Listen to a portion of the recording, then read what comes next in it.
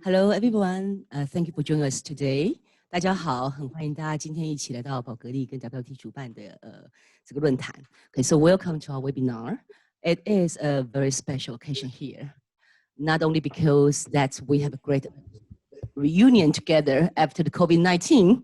It's a very real occasion we can get together, and also this year is 50 years anniversary, diplomatic anniversary between Italy and China. So this special occasion bring a special topic to you, and we are going to discuss how we can innovate the future through our legacy. So today we have a great guest here. First of all, I want to introduce from the screen, you can see Bvlgari CEO, Jean-Christophe Babin. Can you say hello to everybody? Yeah, good morning everyone, and thank you to be present at the Bvlgari Hotel. It's a pleasure to see so many people. And just next to Mr. Babin, we got Miss Eleonora Rizzuto, and who is the CSR director of the group Bvlgari and BVLGARI'S. So please say hi to everybody. Hello, good morning to everybody. It's a good afternoon for you. I'm very pleased to be there with you in this wonderful occasion. Thank you. And next to me, I want to introduce, I think many of you may know him already, a famous architect here, urbanist, and nowadays also winemaker. So, Mr. Ma Qingyun 先生. Good afternoon, everyone on site, and good morning to the honored speaker remotely in the world. I'm very honored and pleased to be here with you and share the moments with you. So I'm very honored to be here. I'm Lena Yang, CEO of Women's Wear Daily, WWD here in China. Very honored to be here to host today's discussion and to have three great speakers with us today to share their experience and their point of view on sustainability, also on CSR. And as you know that Bvlgari have more than 130 years history, and Women's Wear Daily have more than 100 years history. Both brands, we have witnessed the changes of the society and change of the history.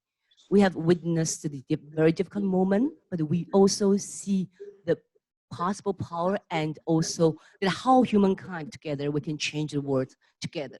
So today's topic is very meaningful to all of us to see how a brand, how a person, and how a talent person can bring the difference to the society and how we can make our world better.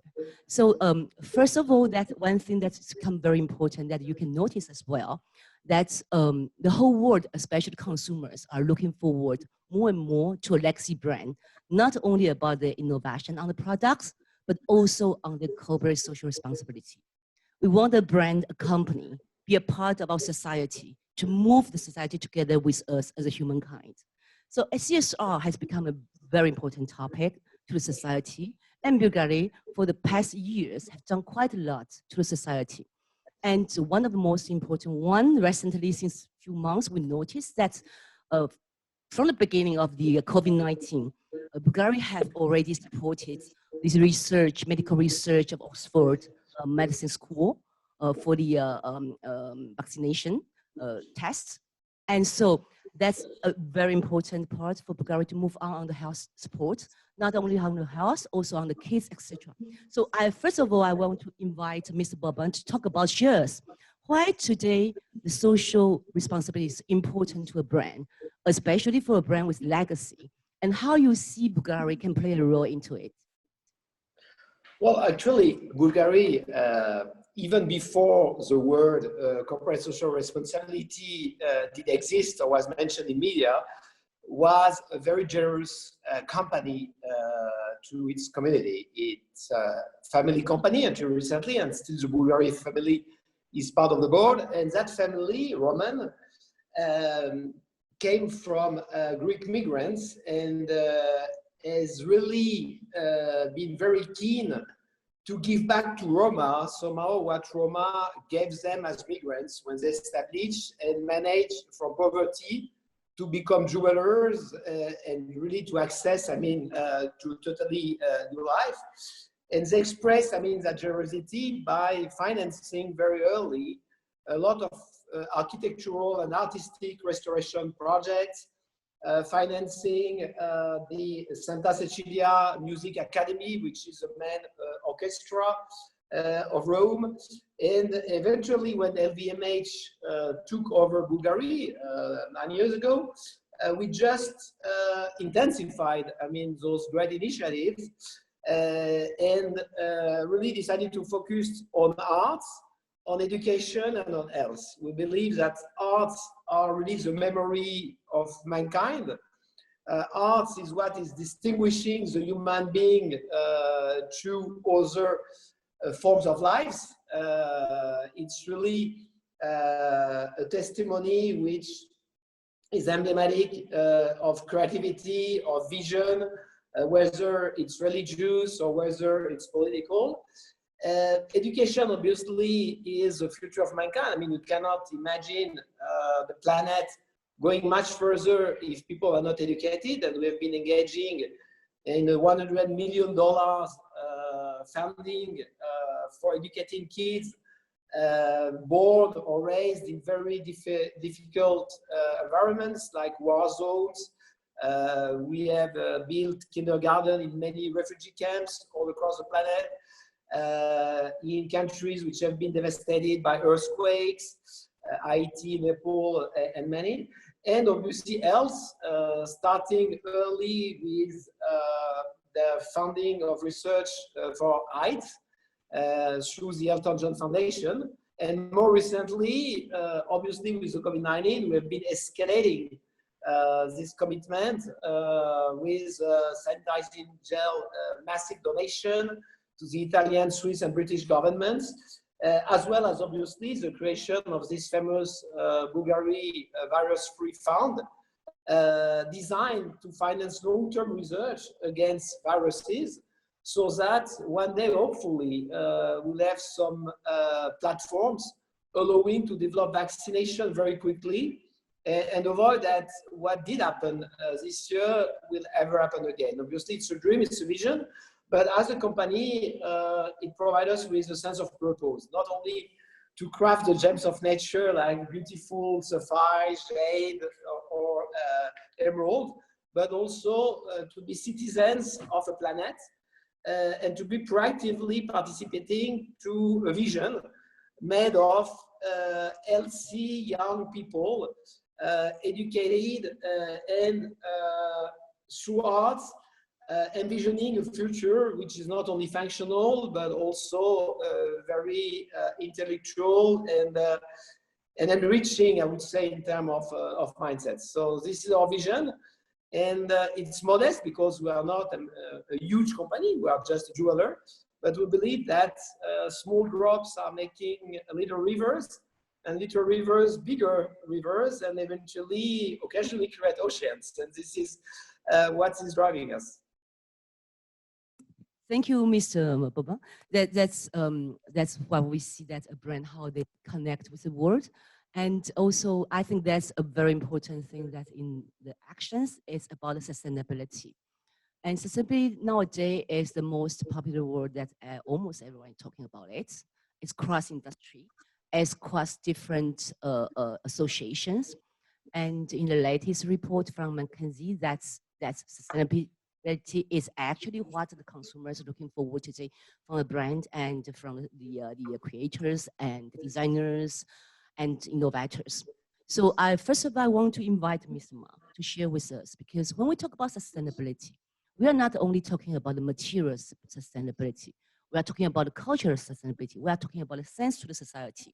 So I would like to first invite Mr. Ma, who is famous for his work in Xi'an with your father's house, and also quite a lot of urbanist design. And so I think he can share with us more about how, as a Chinese architect, urbanist, how he sees today's sustainability to the society. Great. Thank you, Lena. It's a very big topic. I do believe that everybody has their own view on this word. As you said, the biggest word in the world today, particularly after the pandemic, what sustainability really means to all of us, to me, I have to look at from how I work and how do I create things for the society. This is the only way that the sustainability can relate to you. In my view, sustainability can be discussed on the level of local and global. Local means technologically innovation that can change the way we all being organized and the production can be organized, and then feedback into a sustainability loop that benefit to the future and the nature. That's a very local, very scientific way of looking at it. But the other way is global. And the global means a particularly political context where responsibility for the future through sustainability that are borne by all of us in the world. So to me, I think either end doesn't really address my interest. What really addresses my interest is communal. We together that related to your own work and your own hands. Being an architect, I'm lucky that every day when I design things, create things, I have to think how it's related to the sustainability. Again, I have to demonstrate my ideas through work because that's what I do. So please bear with me a little bit on the issues of sustainability through my own work. So I also have this phrase that dubbed into this title. It's called CAN. C is culture, A is agriculture, and N is nature. So sustainability on this platform, it's something you do in the agricultural that brings the culture and nature together. But it also means confidence that we can, by doing the things together, we can achieve our end goal, which is a sustainable future. But also, you have to be intelligent with the way you work. So this is the building that Lena mentioned, the very first building that I built in China, in the village where my father was born. You can see from the image, it is very natural, beautiful, green, luscious. But the building is modern, right? It's not really traditional building. It's a modern building that brings all the intelligence of design, all the craftsmanship from local, but transformed the form into modern form. But in the end, it contributes back to the culture and landscape. So it doesn't violate any system. So it is a strange building. A local culture look at it as something that's alien, but yet it is also beautifully set in the landscape. So this is a typical local farmer with a sheep next to him and looking down this building, actually appreciating its existence. But inside it organizes a life that's somewhat different from the local setting, yet brings the honor and brings the style, brings a sense of good life into this space. So to me, a creative life, a productive life that feed back to the local setting and brings honor and legacy, I heard you use the word, and a sense of legacy on the land, that to me is a integrity of inner life and outer life, and to a future that's been appreciated by both ends. And that may be the essence of sustainability, not technology we talked about every day, not about the political fights between the regions. It is the integrity and productive life that we live. Thank you. Great, thank you. I think Mr. Ma gave a very beautiful definition of what is sustainability really for us today. And we also see this great connection between people who have innovative, creative mind, and also who appreciate culture. And the same values we also see in Bvlgari, which is the reconciliation with nature, and also appreciation of our legacy and the arts, and also what is important in the craftsmanship, etc. So I will now invite Mr. Babin to share with us what it is for you, sustainability as a brand, and how you implant it in your brand and also your connection with your consumers. Well, I think everything starts from our mission purpose. You know, at the company, we are not only producing and selling jewels, but we have really a mission purpose which is binding all employees, which is sharing the joy of crafting the gems of nature. We have the immense privilege, and I bounce back of Mr. Ma consideration, to work really the very essence of what planet Earth has created across millions of years, if we talk about gems, but across 1 year, if it's about delicate flowers for beautiful fragrance or perfume, rather than some ingredients that will create a memorable experience at the Bvlgari restaurant. So really our passion and our mission purpose is really to glorify as much as we can the beauty of what Mother Earth has created, and to glorify, I mean, and turn that beauty into objects or experience which will last forever, like a beautiful jewelry necklace. But we have that chance, and this is why we are so happy and joyful that we have the privilege to craft the gems of nature. And this is why we are so obsessed by protecting nature and by sustainability. And it starts upstream, obviously. I mean, in our sourcing, we want not only to be ethic, but we want that our environmental footprint, when it comes from sourcing gems, sourcing flowers, be sustainable. Two examples, I mean, for gold, 100% of our gold is not only RGC certified, but 99% is recycled. So we don't excavate gold any longer. I mean, we just use gold which has been excavated 20 years ago, 100 years ago. I mean, there's a ton of gold in the world. And this is an example. Likewise, we've created last year a project in India of sustainable jasmine flower agriculture. So that not only, I mean, we can develop amazing fragrances, but at the same time that we promote a way and an agriculture which doesn't damage the soils by hyper productivity, but rather creates an environment for the agricultures themselves and for the flowers, which will last forever. Because today, one of the challenges with the growing demographic is really to make sure that what we do today, growing jasmine, will be possible in 1 century from now with the same quality and the same benefit for those people who are growing the jasmine. So those are two examples of our sustainability. But it goes beyond. When we build a new jewelry manufacturer, we did one, the largest in Europe 3 years ago.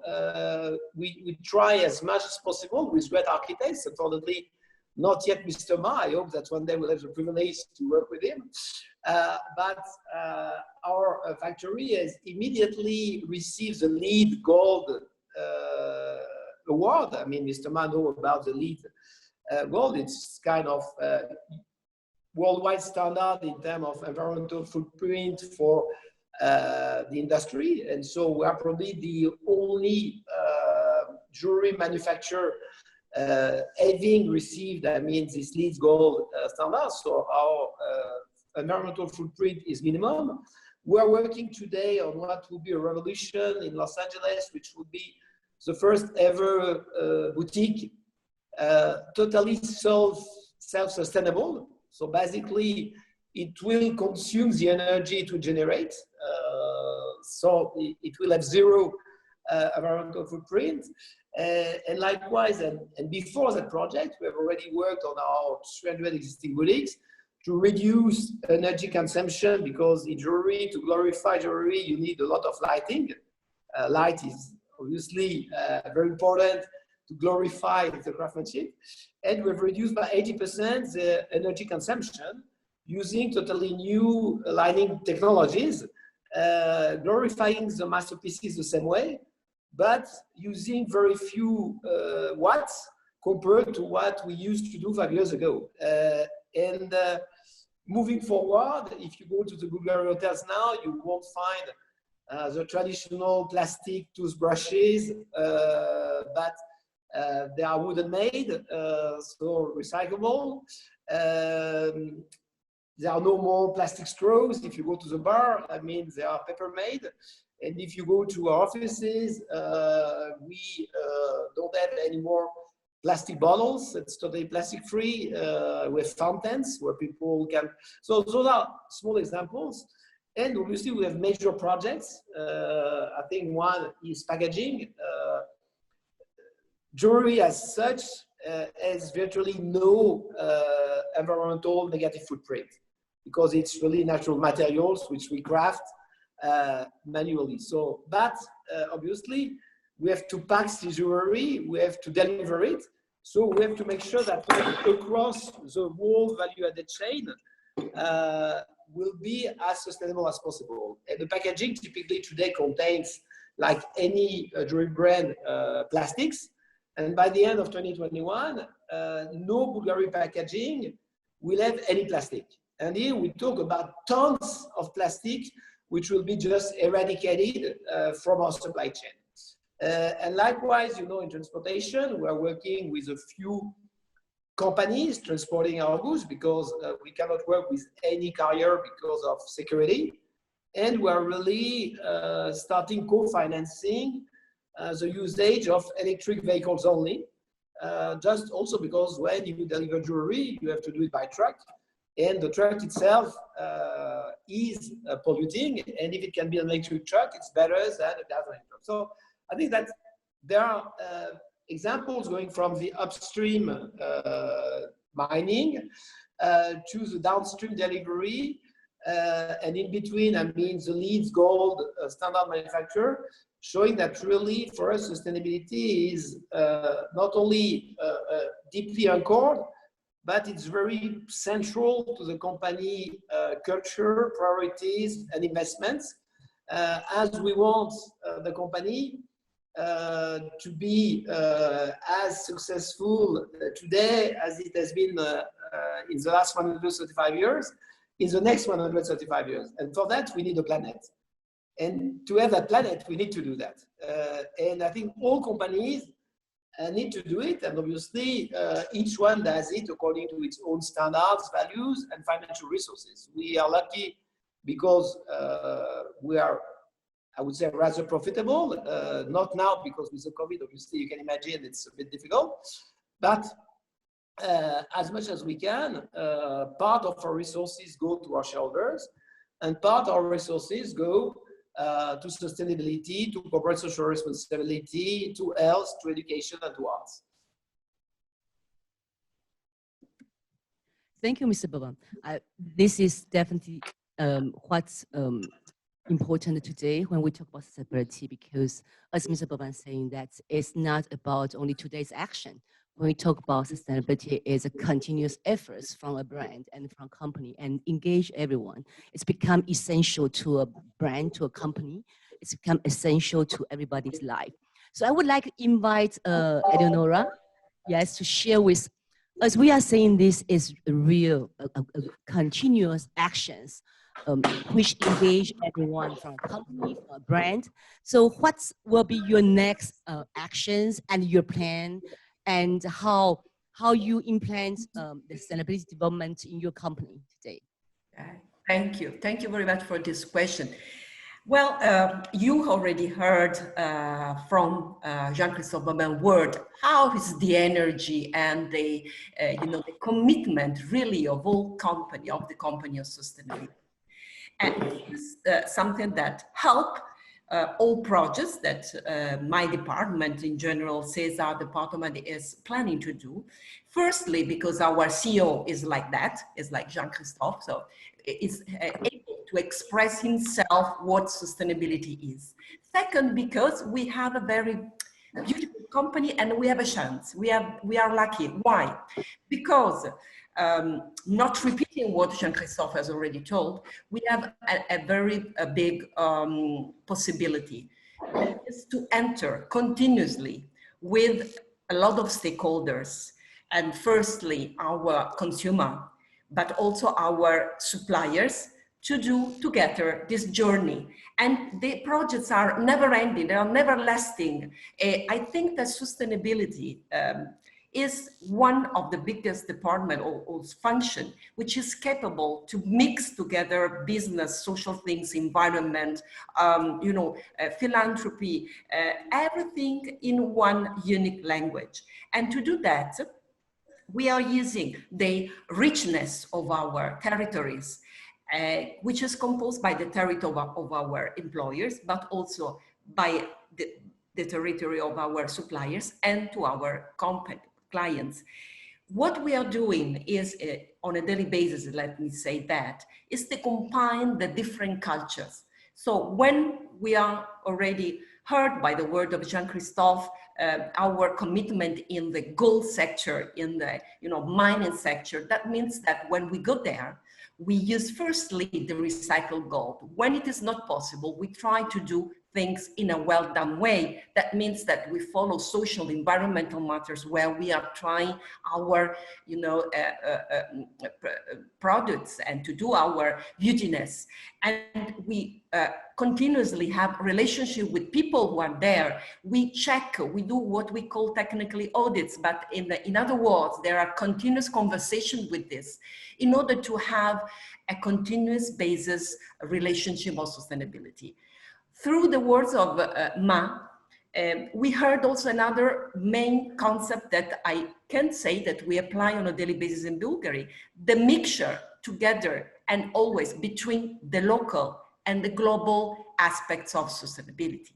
Local means, in any case, to mix what we find in the territory where we produce it and also where we sell our products, with the heritage, with the culture.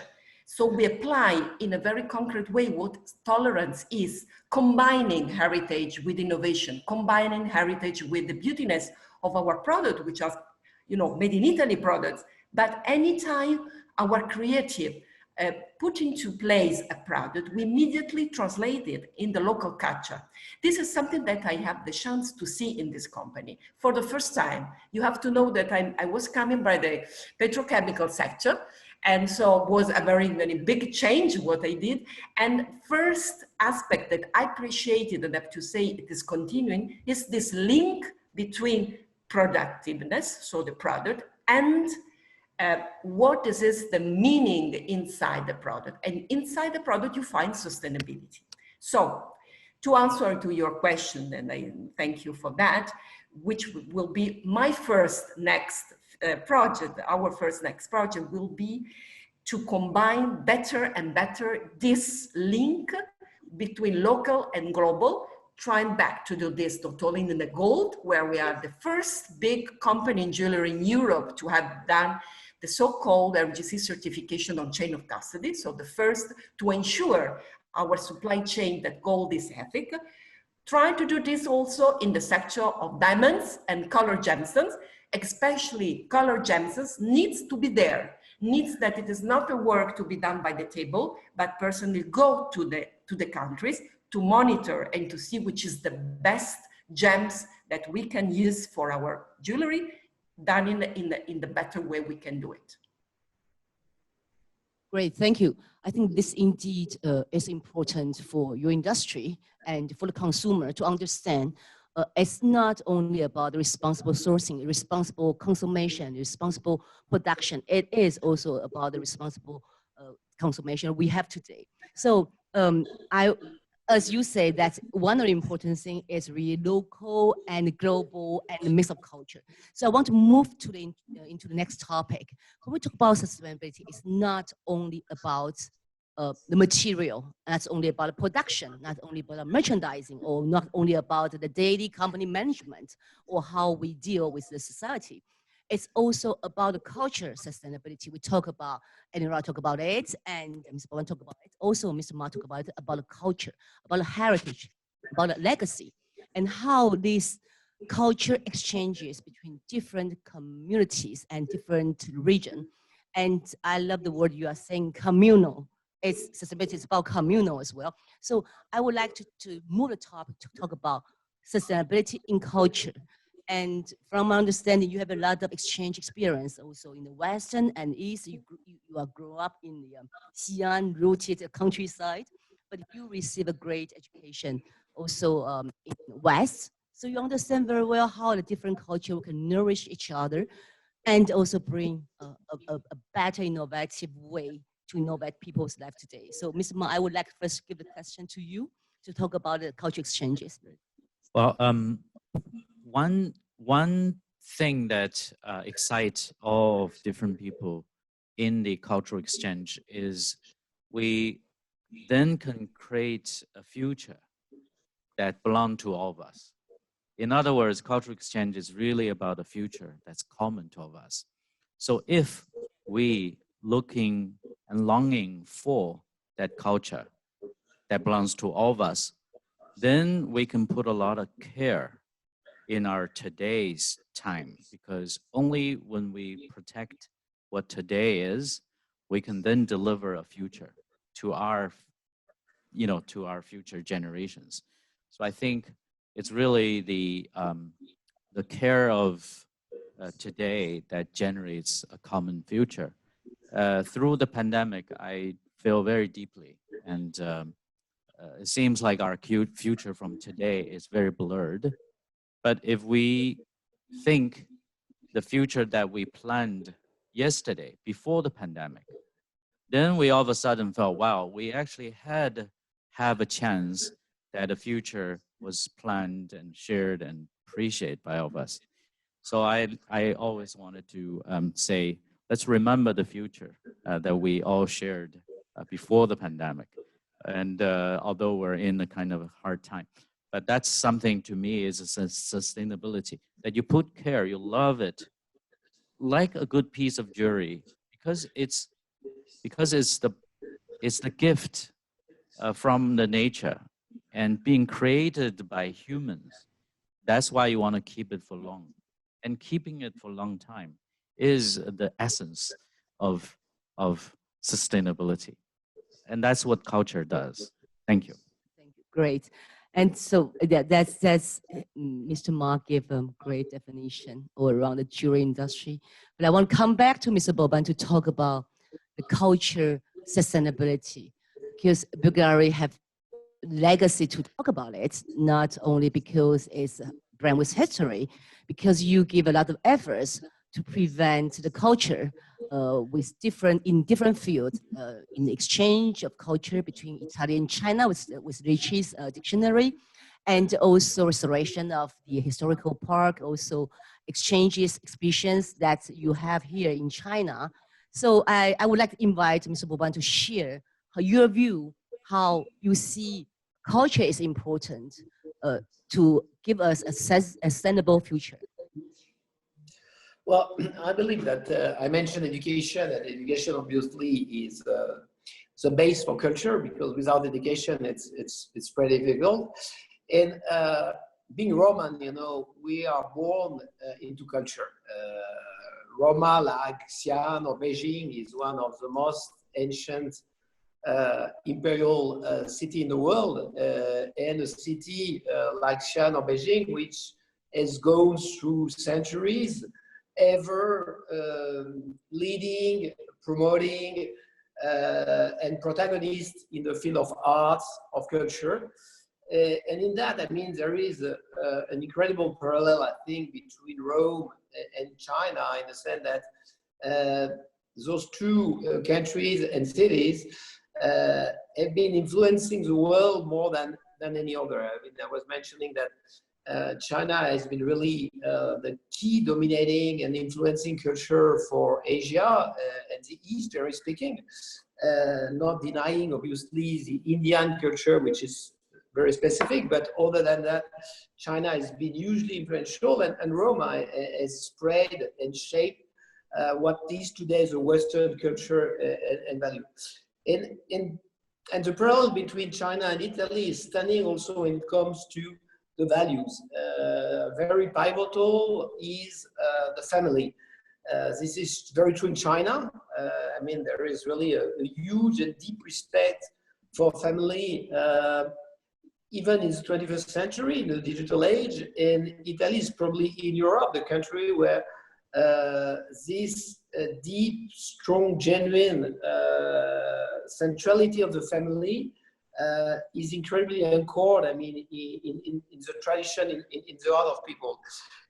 And therefore, those two countries are somehow very similar. And for us, financing the Matteo Ricci dictionary was foremost because dictionary is the first step into a change. I mean, if you can't understand each other, it's very difficult to exchange. And Matteo Ricci, think about that man disembarking in the 16th century in Macau, staying a few years there, learning Mandarin, and eventually being the first European at the Beijing Imperial Court, the first ever European accepted next to the emperor, and coming there, learning Mandarin himself, and establishing eventually the first dialogue ever between the East and the West, just because it was the first ever translation between Mandarin, Portuguese, and Latin. And so we have been very proactive to promote that because we believe today more than ever that those exchanges are the major step, I mean, to a peaceful, constructive, positive world. As if we understand each other, we build respect, we learn, and I think that we are much stronger collectively. We were talking about sustainability. It's clear that the global warming will be fixed, especially if we work all together against the same target with the same commitment. But for that, we have to exchange, we have to communicate. And likewise, I mean, when we did the Serpenti exhibition in Chengdu, it's an exhibition which was born in Rome initially 5 years ago. And the idea was really to show how the snake as an animal had been influential in many cultures and led within many things Bulgari to use the snake as its main iconic jewel. But we did that through art. And the initial exhibition in Rome had a lot of Western arts inspired by the snake. And when we came to Chengdu, we collected from several curators, Chinese museum, Chinese artists, a lot of artistic expression of the snake, which we combined with the other artistic expression we had got from Europe, from Africa, from Australia, to eventually show mankind and the Chinese public, which came to Chengdu, 1 million visitors, that eventually we are very similar. We have different styles of expressions, but the snake typically, universally, is all about seduction, rebirth, energy, and has been celebrated artistically all across the planet at different times.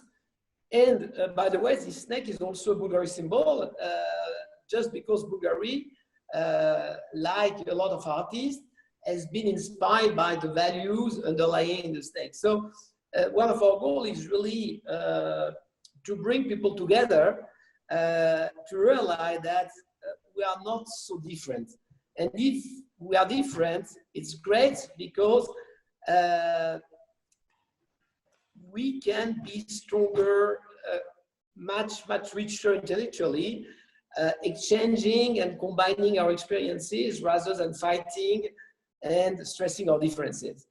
And the scope of our exhibitions is eventually more to show, I mean, those commonalities between different cultures rather than displaying our jewelry. Typically in Chengdu, 10% of the space was allocated to Bulgari snake jewels and watches, and 90% was about art. And part was Chinese art about the Serpenti theme, and part was Serpenti art coming from Greece, from Rome, from Australia, as I mentioned. And we'll bring, in a few years in China, an exhibition which will start in Rome. Again, very similar to what you can see in China. We have financed the restoration of a unique collection of statues called the Tolonia Collection. It's a marble collection of more than 1,000 pieces, portraying all the Roman emperors over 4 centuries, and some of them with their wives, which was extremely innovative, 2,000 years ago.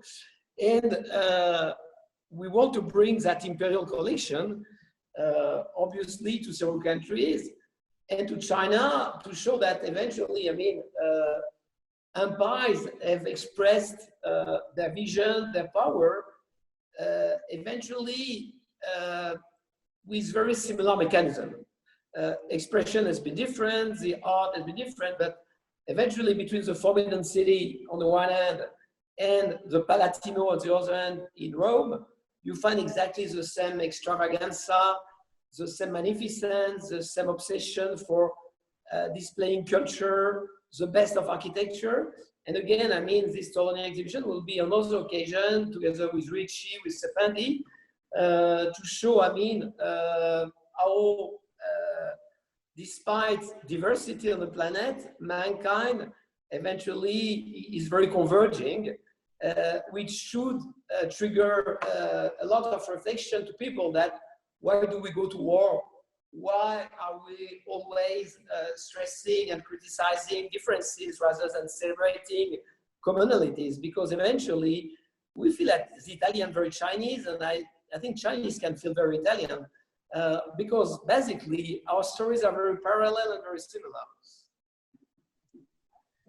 Definitely, we are very Italian. We love the same food. We love to drink, and we share the same lifestyle. But definitely, yeah.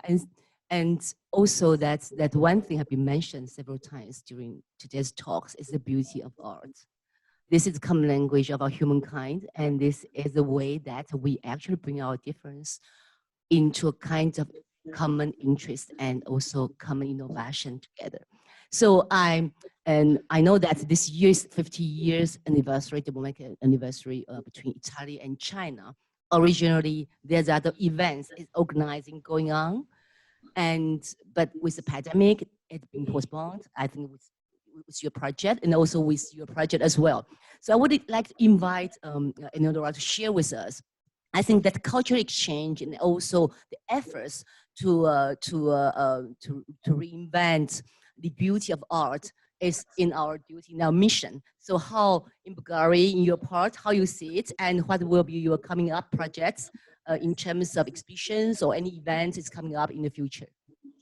Well, I think I mentioned that education and arts were 2 of the cornerstones of Bulgari corporate social responsibility and commitment to its community. And therefore, and I also underline our parallel and similar somehow have been the artistic, cultural, and power development in Italy and in China across the last 2,000 years. And so this exhibition is celebrating not only 50 years of diplomatic relationship between Italy and China, and are obviously heavily supported by the Chinese and my Italian government, but is celebrating really, as I was mentioning, those 2 cultures, which through their art, through their political influence as well, let's not be afraid to say it. Italy has been extremely powerful, like China, politically speaking, and left its mark in history. And we want to celebrate really those 2 nations which, as early as the 16th century, with Matteo Ricci, have started communicating, not to mention Marco Polo, who was one of the very first visitors, to China. He didn't go to the imperial court, but Marco Polo went far into China, brought back from China, and opened really the mind of the Western world to this, because before Marco Polo, no one had gone there and returned and wrote, this encyclopedia, because what he wrote was really like an encyclopedia.